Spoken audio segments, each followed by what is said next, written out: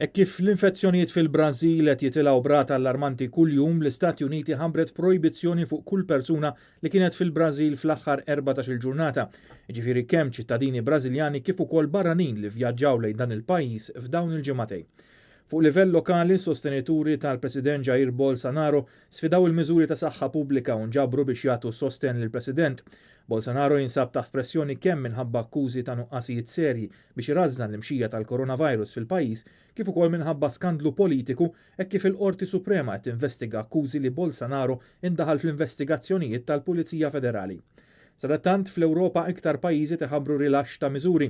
Il-ħadd filgħaxija l-Prim Ministru tar-Renju Unit Boris Johnson ħabbar li se jkun hemm ftuħ parzjali tal-iskejjel. L-iskejjel primarji se jiftħu fl-ewwel ta' Ġunju segwiti minn skejjel oħrajn fl-10 ta' Ġunju. Iżda l-konferenza tal-aħbarijiet li fiha Johnson ħabbar dawn il-miżuri kienet iddominata mill-kontroversja dwar Dominic Cummings, li il-lemenija ta' Johnson sa minn qabel ir-referendum dwar Brexit fl-2016.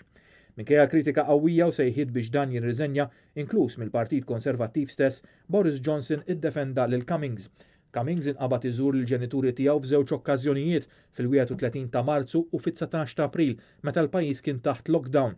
Il-ġenituri ta' Cummings jgħixu f'Durham, iktar minn 400 km bogħod mir-residenza tiegħu f'Londra. Dawn iż-żjarat qajmu ħafna rabja fost akkużi ta' trattament preferenzjali fejn eluf ta' nies obdew l-istruzzjonijiet tal-awtoritajiet tas-saħħa u ma żarux raba anzjani, b'ħafna minnhom imutu mingħajr ma raw l-eżiż tagħhom għall-aħħar darba. U fl-Ukrajna terġa' tiftaħ il-metro fil-belt kapitali Kiev wara ġimgħat sħaħ magħluqa minħabba l-imxija tal-virus, filwaqt li fl-Iżlanda jerġgħu jinfetħu il-ġimnejżja f'Reykjavik għall-pubbliku.